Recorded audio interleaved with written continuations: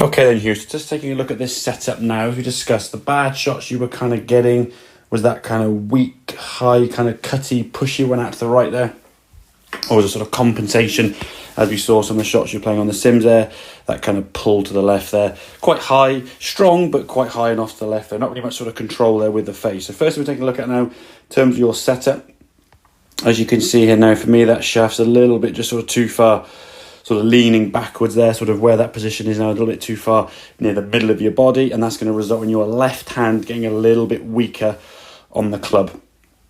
As a result of that now, as you sort of turn the top of the back, so that left hand now is going to just sort of open that club face a bit, unless you kind of bow that left wrist quite extreme. And with that face getting a little bit open now, you can see as you start coming back into that ball, that head kind of moving back and away from that blue line to try to square that club face up. Now, when you timed it well, obviously being a very talented player, you can definitely swing the golf club very well. It was a pretty decent shot, and you were able to sort of fix the face issue with the path issue and get a ball kind of ending up on target. Would it go how you wanted to? Not necessarily, but it would sort of end up on target. The problem was when it did go wrong, it was quite a destructive shot just with the lengthy with the golf ball. And that would cause you making sort of big numbers on the scorecard, as we discussed, sort of doubles, triples, and even the odd quad I think you mentioned last time you played. So for me, I want to try and get that club shaft a little bit more forwards at address. You can see here now, that's going to bring that ball flight down. So the secret you want to try and go through now is sort of position the golf club first, probably with your feet together, just getting that club a little bit more towards that left thigh at address. So when you're setting up, there's a little bit more of a kind of straighter line from left shoulder, left elbow, hand and club shaft. So you're not too bad there. Could go possibly a little bit further forward in time, but I think too much too soon would be too extreme for you. So we can gradually do that bit by bit by bit.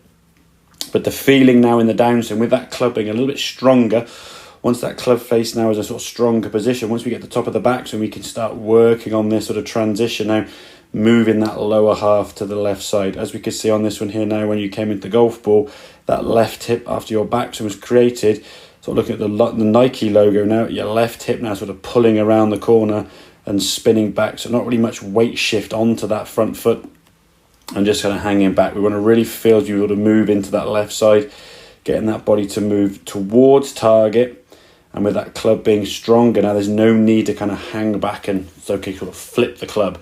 We can get the body moving stronger, getting into a much better impact position, more into kind of that feeling, as opposed to the position we can see on the left hand side there now. So that would be kind of your practice drill, that kind of feeling, moving more to your left with the body, and that left hand coming back in a slightly sort of stronger position, as we can see that sort of lead line now straight through the arm and the golf club shaft.